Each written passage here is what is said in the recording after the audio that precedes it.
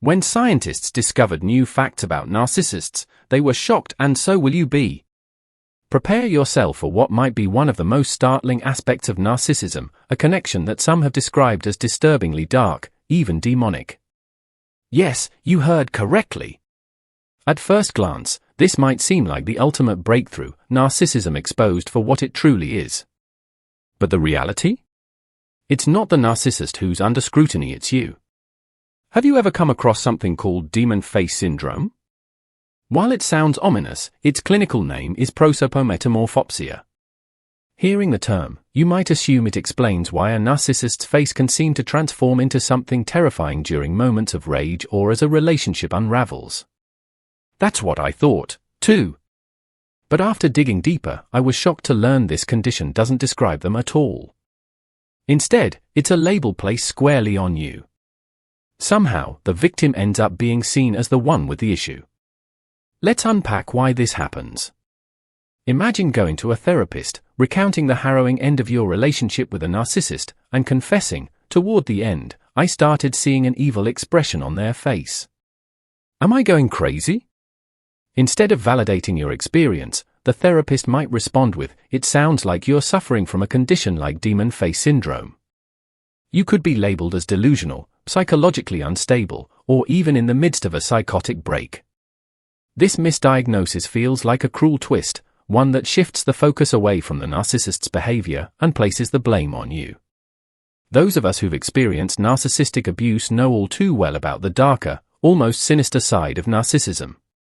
It's not just an isolated perception, countless survivors share similar accounts. How can so many unrelated people from diverse backgrounds experience something so specific, yet it's brushed off as a mental disorder? This dismissal isn't just frustrating, it's deeply invalidating for those who've endured this form of manipulation. When I first encountered the concept of demon face syndrome, I felt uneasy. My concern wasn't just about the label, but about the implications it has for survivors. In a clinical setting, survivors of narcissistic abuse risk being misunderstood, dismissed, or misdiagnosed. Their real, lived experiences are often invalidated, leaving them feeling more isolated than ever. Are we to believe that everyone with these accounts is just imagining things? This attitude only compounds the harm inflicted on victims. So, why isn't this phenomenon being investigated more thoroughly? Why is there resistance to exploring the reality of what survivors describe? The answer becomes clearer when you consider the larger context. There seems to be a push to downplay the realities of narcissistic abuse and to suppress awareness about it. Think about it, terms like narcissist and gaslighting are becoming more mainstream, empowering people to recognize toxic behavior. But not everyone is pleased about this growing awareness. Certain entities, yes, them may have a vested interest in keeping these truths under wraps. This isn't just a personal battle, it's part of a broader struggle to validate the experiences of survivors and shed light on the hidden dynamics of abuse. For those of us who've lived through it, our voices matter. And we're not crazy, we're witnesses to something very real, and it's time the world took notice. The practice of labeling everyday behaviors and experiences as disorders has become increasingly common over the years. If you examine the evolution of the DSM, Diagnostic and Statistical Manual of Mental Disorders, you'll find that many conditions once classified as disorders are now viewed differently. Autism spectrum disorder, for instance, was once seen as a mental illness but is now recognized as neurodivergence, a natural variation in how individuals perceive and interact with the world. A similar perspective could apply to what's referred to as demon face syndrome. It isn't a mental illness, but rather a valid and meaningful phenomenon.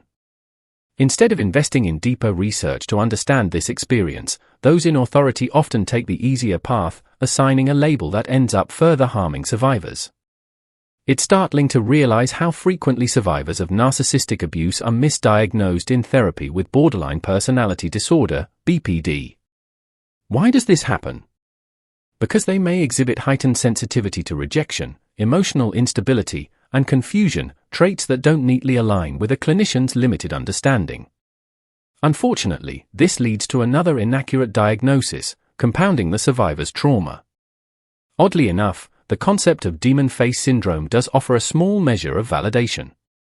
Strange as it may sound, it acknowledges that those haunting, predatory eyes or reptilian-like features survivors describe are not imagined.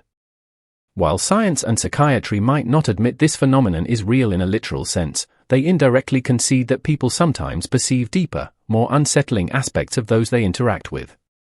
This recognition, however minimal, is a step toward validating survivors' experiences.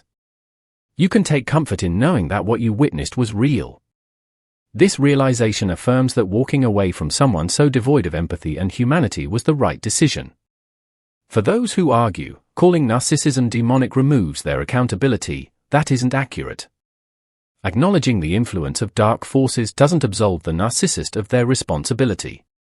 These forces may amplify their actions, but the narcissist actively chooses to engage in destructive behaviors. Their decisions create the opening for those malevolent influences. From a neuroscience perspective, change is always possible as long as the prefrontal cortex, the brain's decision-making and impulse-regulating center, is functioning. This applies even to narcissists. Their actions are not purely instinctual but deliberate. When a narcissist chooses to manipulate, rage, or exploit, it's not a reflex, it's a calculated move to achieve their goals. Time and again, they choose the path of selfishness and harm, perpetuating the darkness that surrounds them. By understanding this dynamic, you can feel reassured in your choices and confident in your ability to heal. Recognizing these truths allows you to break free from the lingering shadow of their influence and move toward a life grounded in clarity and empowerment. When someone continuously aligns themselves with dark or destructive energies, those forces eventually become a part of who they are. Over time, their true nature begins to surface, it's no longer something they can conceal. You might notice their behavior becoming increasingly erratic, their expressions contorting in unsettling ways, or their overall demeanor revealing what's been hidden beneath the surface. So, what are your thoughts on demon face syndrome? How do you think it affects those who experience it? I'd love to hear your insights or personal stories. Feel free to share them in the comments below. Reflecting on my own experiences, this topic brings to mind memories of my grandfather. He had a habit of talking loudly to himself, almost as though he were holding a conversation with someone unseen.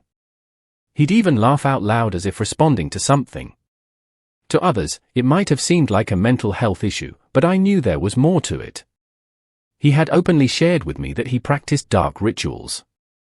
I'll never forget the time he taught me how to cast spells to break couples apart. He explained the words, the materials, and the entire process in detail.